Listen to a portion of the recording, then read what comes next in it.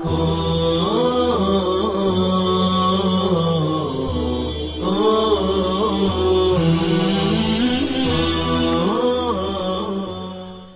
باللہ من الشیطان الرجیم بسم اللہ الرحمن الرحیم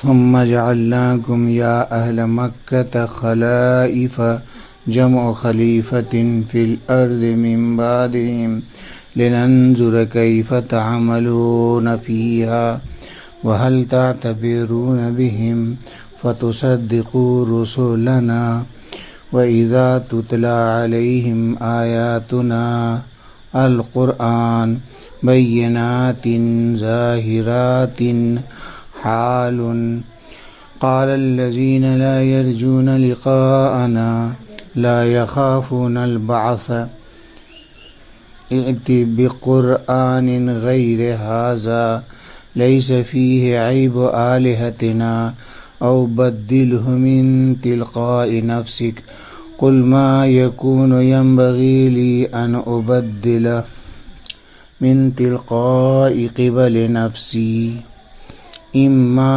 أتبع إلا ما يوحى إلي إني أخاف إن عصيت ربي بتبديله عذاب يوم عظيم هو يوم القيامة قل لو شاء الله ما تلوته عليكم ولا أدراكم عالمكم به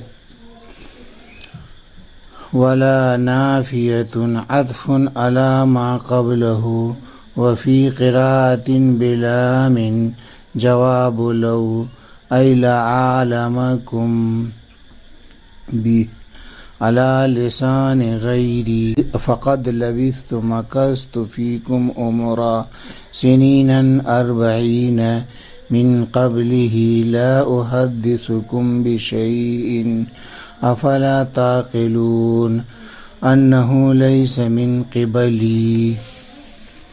لغات دیکھیے. تتلا یہ فعل مضارع مجہول ہے نصر سے. تلا یتلو تلاوتن پڑھنا تلاوت کرنا. بیناتن یہ بینتن کی جمع ہے واضح اور ظاہر. ایتے فعل امر ہے باب ضرب سے. اتا یاتی اتیان آنا اور با کے صلے کے ساتھ لانا. بدل یہ امر ہے باب تفعیل سے. بدل یبدل تبدیل رد و بدل کرنا. تلقا یہ لفظ اصل کے اعتبار سے لقیہ کا مصدر ہے بمعنی ملاقات کرنا سامنا کرنا، لیکن توسعاً مصدر کو ظرفیت کا معنی دے کر نصب دے دیا گیا ہے. کسی چیز کے بالمقابل جانب اور طرف کے معنی میں مستعمل ہوتا ہے. عصیتو صیغہ واحد متکلم ہے باب ضرب سے. عصا یاسی عصیان نافرمانی کرنا.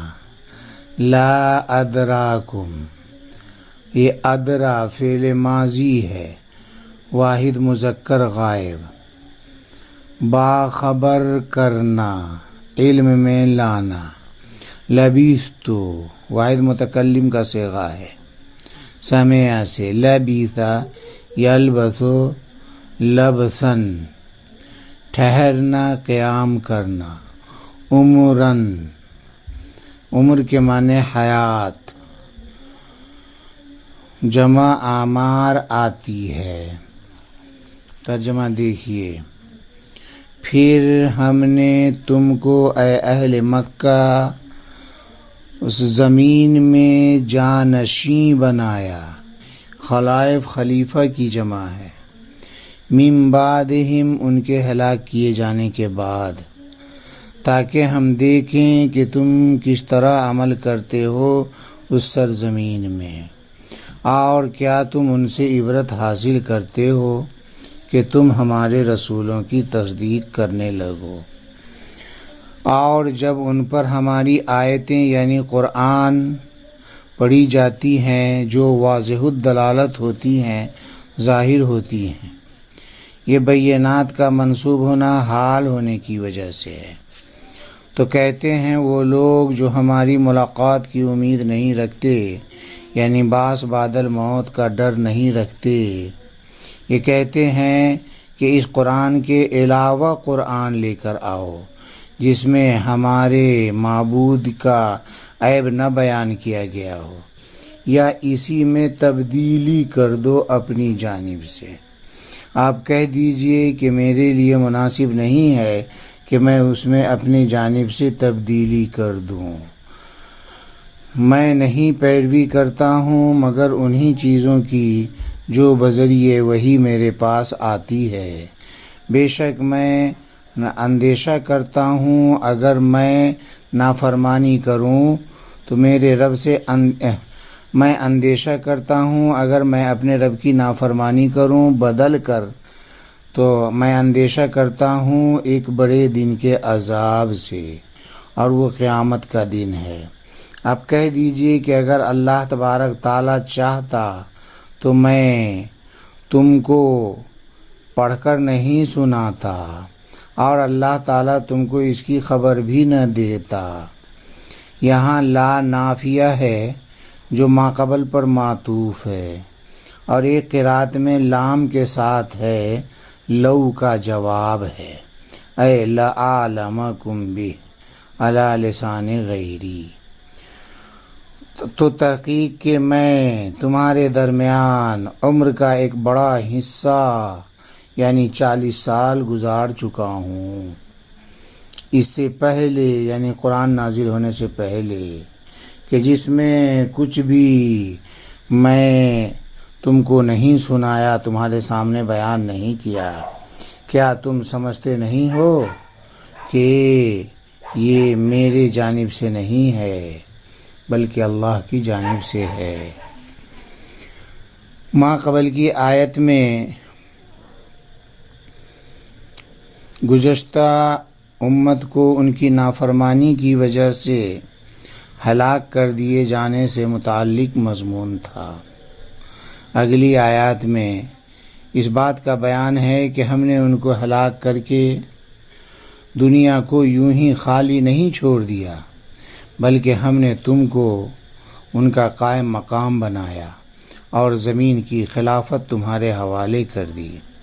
اس سے یہ مت سمجھنا کہ ہم نے تم کو جو زمین کا خلیفہ بنایا ہے اس سے تمہارا عیش و آرام فقط مقصود ہے، بلکہ اس اعزاز و اکرام کا اصل مقصد یہ ہے کہ تمہارا امتحان لیا جائے کہ تم کیسا عمل کرتے ہو۔ گزشتہ امت کی داستان سن کر اس سے متاثر ہوتے ہو اور اپنی حالات کی سدھار کرتے ہو، یا دنیا کی چمک دمک میں پھنس کر بگاڑ پیدا کرتے ہو۔ چنانچہ اللہ تعالیٰ نے فرمایا ثم جعلناکم یا اہل مکہ خلائف جمع خلیفۃ فی الارض من بعدہم لننظر کیف تعملون فیہا وہل تعتبرون بہم فتصدقوا رسلنا۔ یہاں ثم جعلنا کا عطف اہلکنا پر کیا گیا ہے، یعنی گزشتہ امتوں کو ہلاک کرنے کے بعد تم کو ہم نے اس سرزمین کا خلیفہ بنایا، اس طور پر کہ ہم نے تم کو ان کے مکانات اور گھروں اور زمین کا مالک بنا دیا۔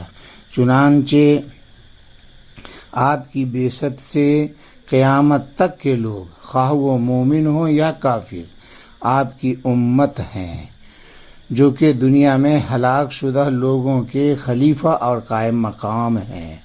تمام لوگوں کو خلیفہ بنانے کا واحد مقصد یہ ہے کہ دیکھیں کہ وہ لوگ کس طرح کا عمل کرتے ہیں۔ گزشتہ ہلاک شدہ لوگوں والا عمل یعنی شرک و کفر کرتے ہیں یا ایمان لاتے ہیں۔ پہلی صورت میں وہ سزا کے مستحق ہوں گے اور دوسری صورت میں جزا کے مستحق ہوں گے۔ یا کیف تعملون کا مطلب یہ ہے کہ ہم دیکھیں کہ تم کیسا عمل کرتے ہو، کیا تم ان سے عبرت حاصل کر کے ہمارے رسولوں کی تصدیق کرتے ہو یا غفلت میں رہ کر انہی ہلاک شدہ لوگوں کی طرح ہمارے رسولوں کی تکذیب کرتے ہو۔ آگے فرمایا گیا وَإِذَا تُتْلَىٰ عَلَيْهِمْ آيَاتُنَا الْقُرْآنَ بَيِّنَاتٍ ظَاهِرَاتٍ حَالٌ قَالَ الَّذِينَ لَا يَرْجُونَ لِقَاءَنَا لَا يَخَافُونَ الْبَعْثَ ائْتِ بِقُرْآنٍ غَيْرِ هَٰذَا لَيْسَ فِيهِ عَيْبُ آلِهَتِنَا أَوْ بَدِّلْهُ مِن تِلْقَاءِ نَفْسِكَ، کہ جب ان کے سامنے ہماری آیتیں پڑھی جاتی ہیں جو بہت ہی واضح ہوتی ہیں، کہنے لگتے ہیں وہ لوگ جو ہماری ملاقات یعنی بعث بعد الموت سے نہیں ڈرتے ہیں کہ دوسرا کوئی قرآن لے کر کے آؤ جس میں ہمارے معبودوں کا عیب بیان نہ کیا گیا ہو اور اس میں اپنی طرف سے تبدیلی کر دو۔ آیت مذکورہ میں کفار کے ایک غلط خیال اور بیجا فرمائش پر رد کرنا مقصود ہے۔ وہ کفار خدا کی معرفت سے بھی محروم تھے، وحی اور رسالت سے بھی ناواقف تھے، حضرات انبیاء کو عام انسانوں کی طرح سمجھتے تھے۔ قرآن کریم جو آپ صلی اللہ علیہ وسلم کے توسط سے ان کو ملا، اس کے متعلق بھی یہ سمجھتے تھے کہ یہ خود آپ کا کلام ہے جس کو آپ نے ہی ترتیب دیا ہے اور تصنیف کیا ہے۔ اسی خیال کی بنا پر آپ سے یہ مطالبہ کیا کہ یہ قرآن تو ہمارے اعتقاد اور نظریات کے بالکل خلاف ہے، کیونکہ جن بتوں کی ہمارے باپ دادا ہمیشہ تعظیم کرتے آئے اور حاجت روا مانتے آئے ہیں، قرآن ان سب کو باطل اور لغو قرار دے رہا ہے، اور بہت ساری وہ چیزیں اور وہ معاملات جو ہم ہمیشہ استعمال کرتے ہیں قرآن ان سب کو حرام قرار دیتا ہے۔ نیز قرآن کی یہ بھی تعلیم ہے کہ ہم مرنے کے بعد دوبارہ زندہ کیے جائیں گے، حساب و کتاب ہوگا۔ یہ ساری قرآنی تعلیمات ہماری سمجھ سے باہر ہے، اس لیے ہم اس کو نہیں مانیں گے۔ اس لیے آپ سے ہمارا مطالبہ ہے کہ یا تو اس قرآن کے بدلے دوسرا قرآن تیار کریں، یا دوسری صورت یہ ہے کہ قرآن تو یہی رہے لیکن ہمارے لیے جو غیر مناسب مضامین پر مشتمل اجزاء ہیں ان کو بدل ڈالیں، یعنی ہمارے معبودوں کی مذمت کی جگہ ان کی مدح والا جملہ آ جائے۔ اسی طرح حرام قرار دیے گئے چیزوں کو حلال بتایا جائے۔ ظاہر ہے اس طرح کی درخواست کفار کی طرف سے یا تو علی سبیل الاستہزاء تھی یا علی سبیل الامتحان۔